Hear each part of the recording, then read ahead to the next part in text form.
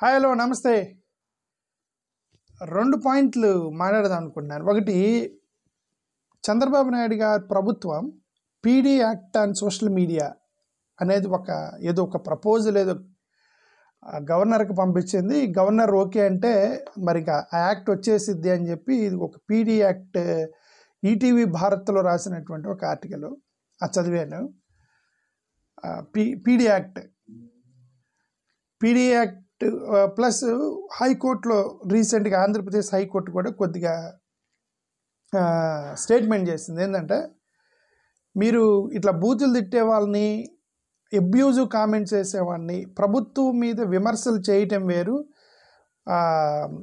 ఇళ్లల్లో ఉన్న వాళ్ళని బూతులు తిట్టడం వేరు, వాళ్ళని మీరు సోషల్ మీడియా యాక్టివిస్టులు అని చెప్పి మీరు ప్రచారం చేస్తా ఎట్లాగని చెప్పి హైకోర్టు ఒక జడ్జిమెంట్ ఇచ్చింది అని చెప్పేసి, అదే అజయ్ బాబు అని ఎవరో వేస్తే అతను కోర్టు జడ్జిమెంట్ ఇచ్చిందని ఇదొక BaranDBench.com వాళ్ళు రాసినటువంటిది. అది ఇప్పుడు ఈ రెండింటిని కనెక్ట్ చేసి మాట్లాడుతున్నాను. రెండు కనెక్ట్ చేస్తున్నాను.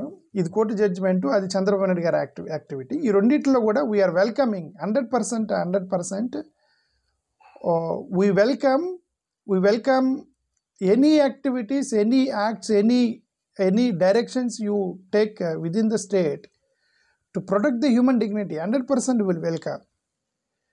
కానీ నేనేమంటానంటే, మీరు డెఫినేషన్ని మీరు how do you define an abusive word అనేది ఇక్కడ క్వశ్చన్ మార్క్. నేను గతంలో కూడా చెప్పాను, how do you define a question mark, abusive word మీరు దాన్ని ఎలా డిఫైన్ చేస్తారు అనేది మీరు తీసుకురాకుండా మీరు చట్టాలు చేయలేరంట. First you define which word is abusive, which word is not abusive. దాన్ని మీరు డిఫైన్ చేయాలి. ఎందుకంటే ఆంధ్రప్రదేశ్లో హిందీ మాట్లాడే వాళ్ళు ఉన్నారు, డిఫరెంట్ కల్చర్స్ ఉన్నాయి. హిందీ మాట్లాడతారు కొంతమంది, ముస్లిమ్స్ కొంతమంది ఉన్నారు, ఎస్సీ ఎస్టీలు, బీసీలు, ఓసీలు, బ్రాహ్మణ్స్, రెడ్డి, కమ్మ, రకరకాల కల్చర్లు ప్లస్ మన తెలంగాణ, రాయలసీమ, ఆంధ్ర, ఉత్తరాంధ్ర, కోస్టల్ ఆంధ్ర, ఇట్లా రకరకాల వేరియేషన్స్ ఉన్నప్పుడు, రకరకాల భాషలు ఉన్నప్పుడు, ఒక్కొక్క ఏరియాలో, ఒక్కొక్క కులాల్లో, ఒక్కొక్క మతాల్లో, ఒక్కొక్క కల్చర్లో కొన్ని పదాలు అబ్యూజివ్గా పరిగణించరు, కొన్ని పదాలు అబ్యూజివ్గా పరిగణిస్తారు. So now how do you define an abusive word? I am asking the government of Andhra Pradesh, how do you define abusive word?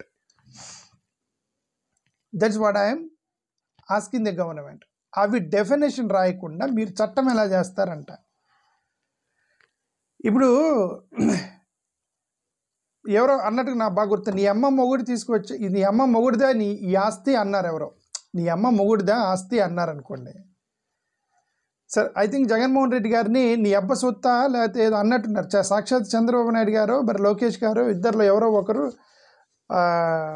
సరే, ఇంకా వాళ్ళు స్పీకరు వాళ్ళైతే కొడకాని కూడా పదాలు వాడారు, బాస్డీకి ఇవన్నీ పదాలు వాడారు. ఓకే, మరి ఇవన్నీ అబ్యూజివ్ పదాల కింద వస్తాయా రావనేది నా డౌట్. అంతే, నేను ఎంతసేపు మాట్లాడినా ఇవన్నీ అబ్యూజివ్ పదాలు అవుతాయా లేదా. నీ అమ్మ మొగుడా అన్నారనుకోండి, ఎగ్జాంపుల్.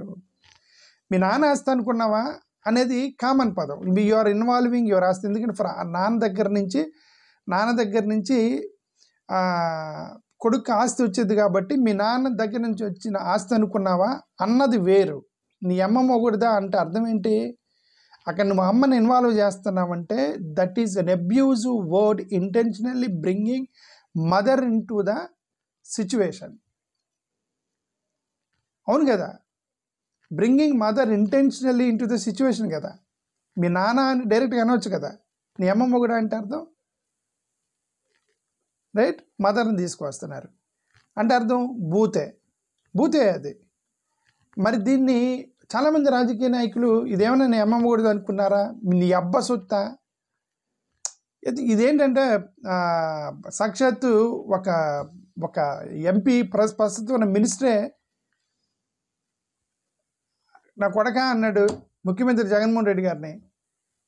ఎవరు స్పీకర్ కాకుండా ఒక మినిస్టర్ అన్నాడు. ఓకే, ఆ వీడియో కూడా చూసిన రీసెంట్గా. ఇప్పుడు ఇవి బూతులా కాదా అనేది మీరు డిఫైన్ చేయకుండా మీరు చట్టం పీడీ యాక్ట్ ఎలా తెస్తారంట. నేను అది first you define what is an abusive word, what is not abusive word. What abusive word is abusive in Rayalaseema, what abusive word is not abusive in Andhra, what abusive word is abuse in Andhra, what is abusive word is not in Andhra, Rayalaseema. ఆ variations కూడా ఉన్నాయిగా. కొన్ని పదాలు రాయలసీమలో, కొన్ని పదాలు ఆంధ్రాలో బూతుగా పరిగణిస్తారు. ది బెస్ట్ ఎగ్జాంపుల్ మన ఆంధ్రప్రదేశ్లో బామర్ది అని ఫ్రెండ్స్ పిలుచుకుంటారు.